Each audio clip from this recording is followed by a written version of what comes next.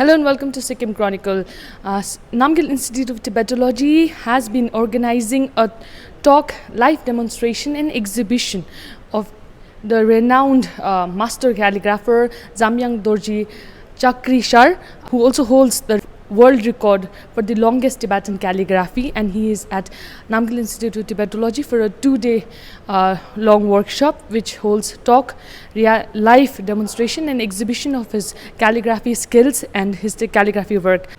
Let me inform you, this is a part of the year-long Chogyal, Palden, Thondup, Namgyal Centennial celebration organized by Namgyal Institute of Tibetology.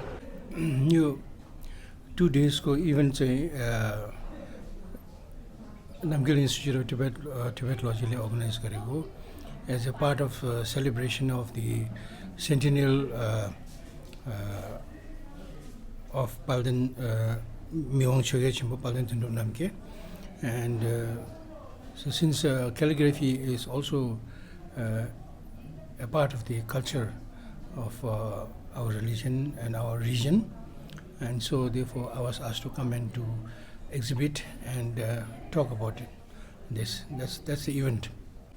Now, as I said in the conference there also, this calligraphy, you can call this Tibetan calligraphy, you can call this Bodhi calligraphy, you can call this Dzongkha calligraphy, you can call this Sambodha calligraphy, you can call this Hui calligraphy. They all mean the same thing, but all common to it is you can call this as a Buddhist calligraphy.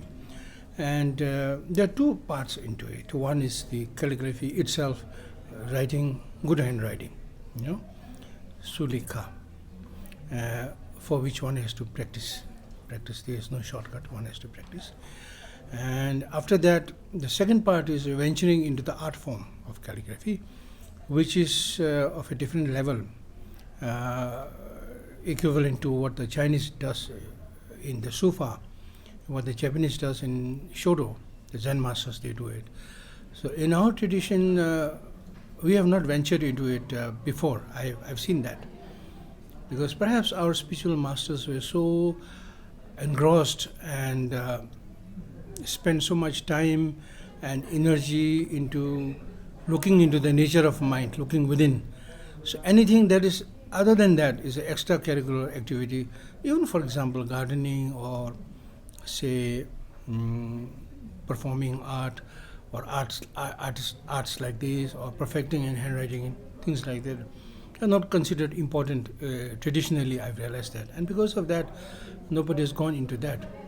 But I've seen that there is a whole scope, there is a whole space in this in this script for venturing into the art form in the same manner the Chinese and the Japanese and the Koreans and even Islamic calligraphy also they does it.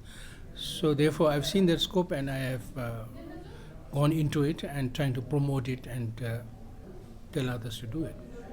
So like It depends on because the brush strokes that you have seen there, it is spontaneous, simultaneous, doesn't take much time. But the time taken for it is to first visualize it. If you want to write a particular word in the brush, the thought has to come from, and then you have to visualize, and then you have to look at the paper and see the spacings there and how your art will look like, and then once you decide, it takes a lot of time to finalize that. Once it is decided, and then you pick up the brush and waste no time and write it. So that's instant thing.